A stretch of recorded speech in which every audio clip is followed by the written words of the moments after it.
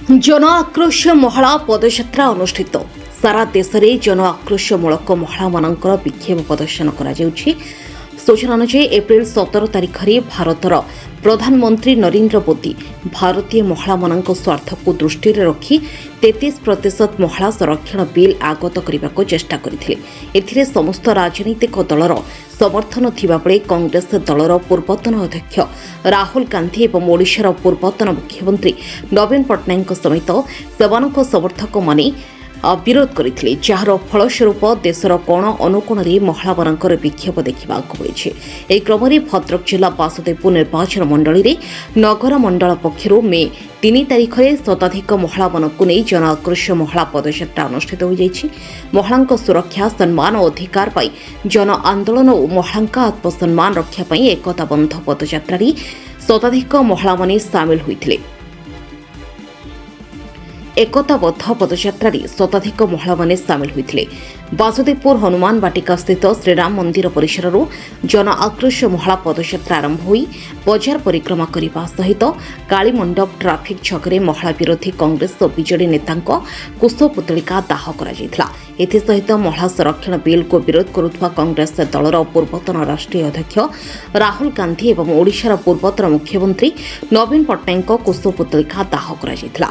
उक्त महिला पदयात्रा भद्रक जिलार महिला मोर्चार उमामणि साहू, भारती विश्वाल, रमिता पाढ़ी, झरणा जेना, कनकलता प्रधान समेत विधानसभा नेता वाणी कल्याण महंती, नगर मंडल सभापति आशुतोष सामल, मधुसूदन पाढ़ी, भागीरथ महंती, असित कुमार दास, संबित कुमार महंती, वरिष्ठ नेता उमाकांत खुंटिया समेत अनेक बीजेपी कर्मी और कार्यकर्ता उपस्थित रहे। रश्मिता नायक, बासुदेवपुर।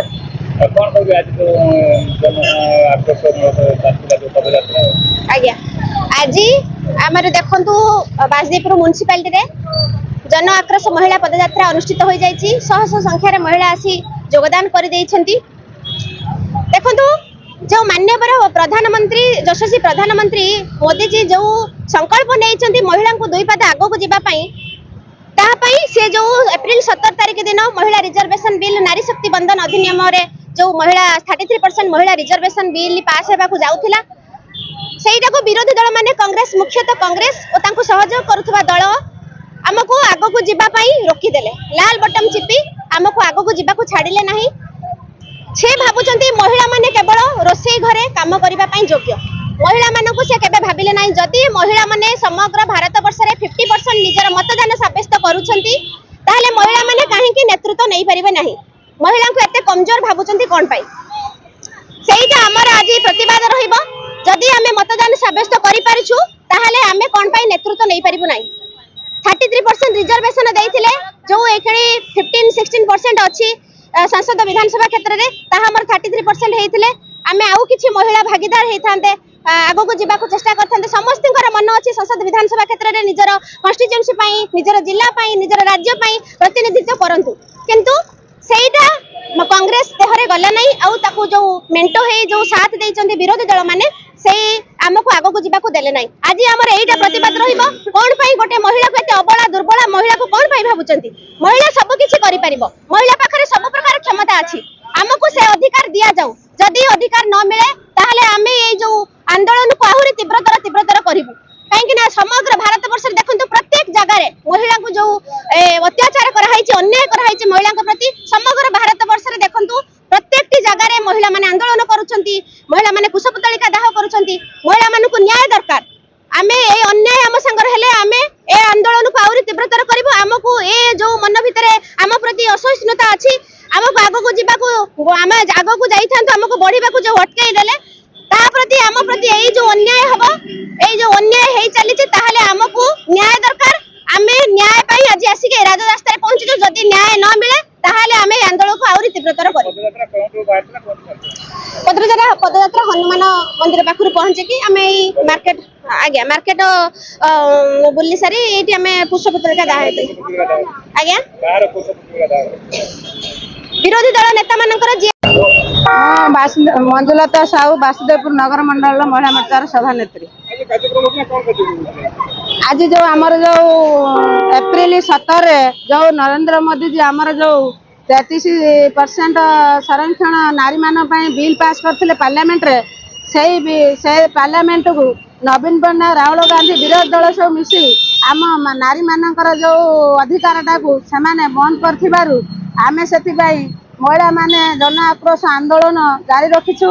ଏ ଜାରି ଜୀବନ ସାରା ରହିବ। ଆମର ନ୍ୟାୟ ପାଇବା ପର୍ଯ୍ୟନ୍ତ ଆମେ ଲଢ଼େଇରେ କେବେ ହଟିବୁ ନାହିଁ। ଆମେ କିନ୍ତୁ ଏ ଲଢ଼େଇ ଜାରି ରହିବ। ଦିଲ୍ଲୀଠୁ ଦିଲ୍ଲୀଠୁ ଗ୍ରାମ ଗ୍ରାମଠୁ ପଲ୍ଲୀଠୁ ଗାଁ ବୁଲି ବୁଲି ଆମେ ସମସ୍ତେ ନାରା ଦେମୁ ଯେ ଏ ନାରୀମାନଙ୍କ ପାଇଁ ଅତି ଅପମାନର ଜିନିଷ ହେଉଛି। ତେଣୁକରି ଆମେ ନାରୀ ଏକଜୁଟ ହବା।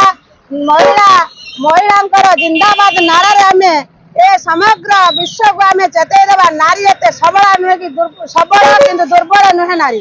ତେଣୁକରି ଆମେ ନାରୀମାନେ ଏକତ୍ର ହୋଇ ଏ ଯେଉଁ ଜନ ଆକ୍ରୋଶ କରିଛୁ ସେଥିପାଇଁ ସଚେତ ହେବାକୁ ଚାହୁଁଛୁ ଯେ ଆମ ନାରୀମାନଙ୍କୁ କେହି ଆମକୁ ଦୁର୍ବଳ ଭାବିବେ ନାହିଁ।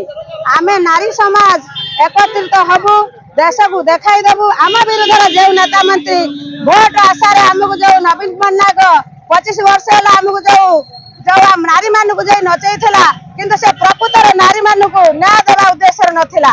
ନାରୀମାନଙ୍କର ଯେତେବେଳେ ହକ୍ ଦରକାର ପଡ଼ିଲା ସେ ବିରୋଧୀ କରି ରାତି ଅଧରେ ଚିଠି ଦେଇ ପାର୍ଲାମେଣ୍ଟକୁ ବିଲ୍ ଅଟକେଇ ଦେଲା।